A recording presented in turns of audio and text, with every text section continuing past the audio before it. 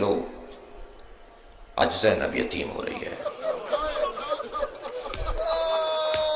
ابھی آپ مولا کے تابوت کی زیارت کریں گے،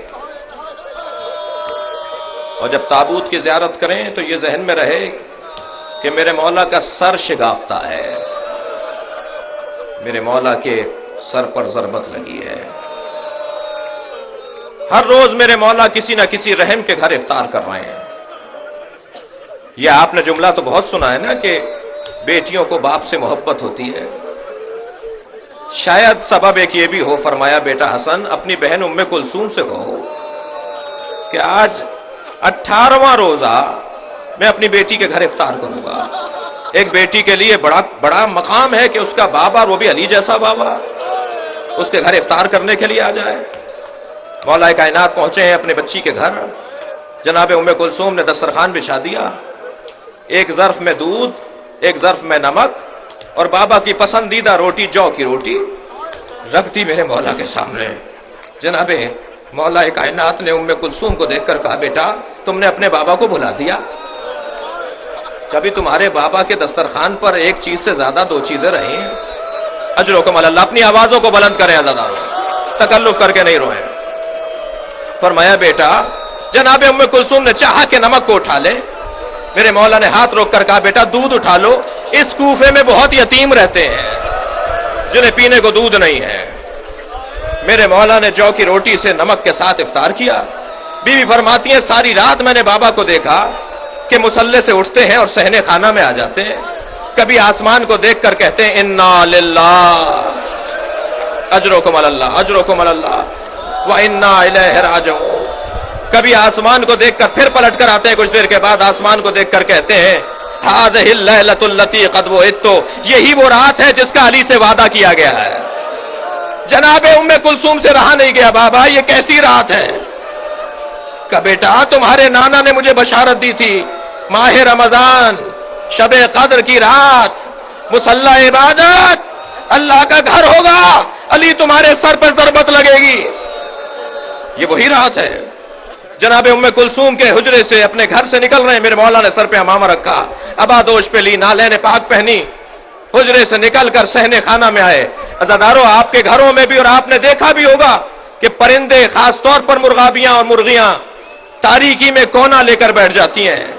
اندھیرے میں یہ جانور باہر نہیں نکلتا، لیکن جیسے ہی مولا کائنات صحن سے گزرنے لگے بطخیں پر مارتی ہوئی آگے آ گئی، مولا کے سامنے آ کر کھڑی ہو گئی. مولا نے رستہ بدلا، وہ سامنے آ کر کھڑی ہو گئی. مولا نے پھر رستہ بدلا، پھر سامنے آ کے کھڑی ہو گئی. مولا زمین پر بیٹھ گئے، ان کے سروں پر ہاتھ پھیرنے لگے، کہنے لگے ام کلثوم میرا نوحہ پڑھ رہی ہے، ام کلثوم میرا ماتم کر رہی ہے. میرے مولا مسجد کوفہ میں پہنچے، اجرکم اللہ. سوئے ہوئے لوگوں کو اٹھایا، ابن ملجم سے کہا اٹھ، نماز کا وقت قریب ہے. جو علی اپنے قاتل کو بے نمازی پسند نہ کرے وہ اپنے چاہنے والے کو بھی پسند نہیں کرے گا. میرے مولا نے ابن ملجم کو اٹھایا، مصلی عبادت پر گئے، نماز شروع کی. یہ واجب نماز تھی، امام حسن پیچھے کھڑے تھے. میرے مولا نے سجدے میں سر رکھا، یہ دوسرے سجدے میں سر جا رہا تھا کہ ایک مرتبہ فضا میں ایک تلوار بلند ہوئی. ظالم نے 1000 درہم میں خریدی تھی، 1000 درہم میں زہر لے کر اسے بجھایا تھا. میرے مولا کے سر پر ضربت کا لگنا تھا. علی کی زبان سے ایک سجدہ شکر، ذکر شکر جاری ہوا. فزتو ورب الکعبہ، رب کعبہ کی قسم علی آج کامیاب ہو گیا. فرمایا بیٹا حسن نماز مکمل کرو، اجرکم اللہ. بیٹا حسن نماز مکمل کرو، مجھے ایک منزل مصائب تک پہنچانا ہے آپ کو. بیٹا حسن نماز مکمل کرو. امام حسن نے نماز مکمل کی، میرے مولا بیٹھے ہوئے ہیں، میرے مولا کے سر سے خون بہ رہا ہے. جب نماز مکمل ہو گئی تو مولا کو نالین جناب عباس پہنا رہے تھے،